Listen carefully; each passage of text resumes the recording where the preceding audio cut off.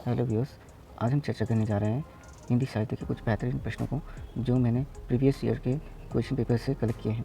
तो चलिए देखते हैं एक-एक करके। तो सबसे पहला क्वेश्चन देखिए, तो निराला ने सरोज स्मृति में किसका पल्लवन किया? तो अपने बेटे का। तो आप सभी को पता होगा कि उनकी बेटी सरोज जिनका नाम था, उनके देहांत होने के बाद उन्होंने एक लंबी कविता लिखी जिसे हिंदी साहित्य का शोक गीत के नाम से जाना जाता है। तो वो थी सरोज स्मृति और इसमें उन्होंने अपनी बेटी सरोज की कैरेक्टर को दिखाया है। और उसके बाद आचार्य रामचंद्र शुक्ल ने त्रिवेणी में किन किन 3 महाकवियों की समीक्षाएँ प्रस्तुत की हैं? तो वो थी सुर, तुलसी और जायसी। ये बहुत बार पूछा गया है कि वो कौन 3 थे? तो सुर, तुलसी और जायसी। उसके बाद आगे बढ़े तो देखिए, हिंदी का प्रथम उपन्यास कौन-सा है?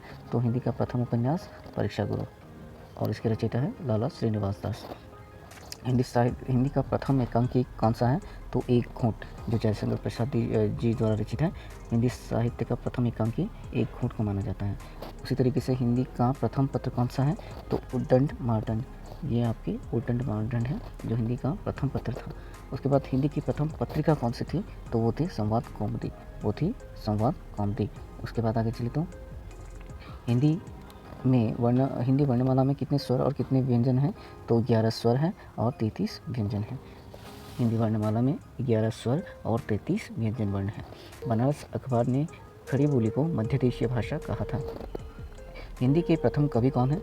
तो सिद्ध सरहपा, मतलब सिद्धों के जो कवि थे सरहपा, उन्हें हिंदी का प्रथम कवि माना जाता है जो 9वीं शताब्दी में हुए। उसके बाद आगे चले तो हिंदी का प्रथम गद्यकार कौन है? तो हिंदी के प्रथम गद्यकार जो थे वो थे लल्लूलाल। हिंदी के सर्वप्रथम गीत लेखक कौन थे? तो वो थे विद्यापति। यहाँ स्पेलिंग थोड़ा मिस्टेक है, तो आप समझ जाइए कि हिंदी का सर्वप्रथम गीत लिखने वाला जो व्यक्ति था वो थे विद्यापति। हिंदी के सर्वप्रथम दैनिक समाचार पत्र कौन सा था? वो था सुधावर्षा, समाचार सुधावर्षा। उसके बाद हिंदी के सर्वप्रथम प्रकाशित पत्र का नाम क्या है? तो वुडन मॉडर्न, अभी तो हमने पढ़ लिया ये। अजंता की गुफा किस धर्म से संबंधित है? तो बौद्ध धर्म से। हिंदी विश्वविद्यालय कहाँ स्थित है? तो भोपाल, मध्य प्रदेश में। अतीत के चलचित्र ये किसकी रचना है? तो ये महादेवी वर्मा की रचना है। अपभ्रंश का वाल्मीकि किन्हें कहा जाता है? तो स्वयंभू जी को। उसके बाद अपभ्रंश भाषा के प्रथम व्याकरण लिखने वाले जो व्यक्ति थे वो थे हेमचंद्र। उसके बाद आगे चलिए तो अपभ्रंश में कृष्ण काव्य की प्रेरिता कौन थे? पुष्पदंत। अपभ्रंश में पुष्पदंत जी जो थे वो कृष्ण काव्य के प्रणेता माने जाते हैं। अबला जीवन हाय तुम्हारी यही कहानी, आंचल में है दूध आँखों में पानी। ये पंक्तियाँ किसकी है, किस काव्य की है? तो ये यशोधरा की है जिसे मैथिली शरण गुप्त जी ने लिखा था। आगे बढ़े तो अमीय हलाहल मद भरे सोत श्याम रतनार जियत मरत झुकी झुकी परत जेही चितवन एक बार। प्रस्तुत पंक्ति के रचयिता हैं रसलीन। अमीर खुसरो ने किसके विकास में अग्रणी भूमिका निभाई थी? तो वो खड़ी बोली के विकास में। तो अमीर खुसरो ने जिन मुकड़ियों, पहेलियों और 2 सोखनों की रचना की है उसकी मुख्य भाषा क्या है? खड़ी बोली है। अवधी भाषा के सर्वाधिक लोकप्रिय महाकाव्य का नाम है रामचरितमानस। अशोक के फूल निबंध संग्रह के रचनाकार हैं हजारी प्रसाद द्विवेदी। उसके बाद भक्त कवि जो है वो है सूरदास।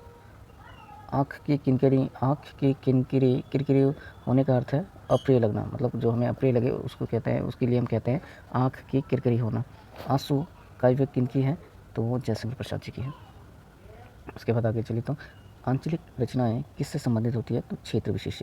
हिंदी का आदि कवि किन्हें माना जाता है? तो स्वयंभू जी को। आत्मजयी की रचयिता कौन है? तो कुंवर नारायण जी। आत्मनिर्भरता निबंध के रचनाकार है बालकृष्ण भट्ट। आत्मनिर्भरता निबंध के रचनाकार कौन है? तो बालकृष्ण भट्ट। कामायनी का प्रथम सर्ग क्या है? तो वो है चिंता। आधुनिक युग की मीरा कही जाने वाली महादेवी वर्मा।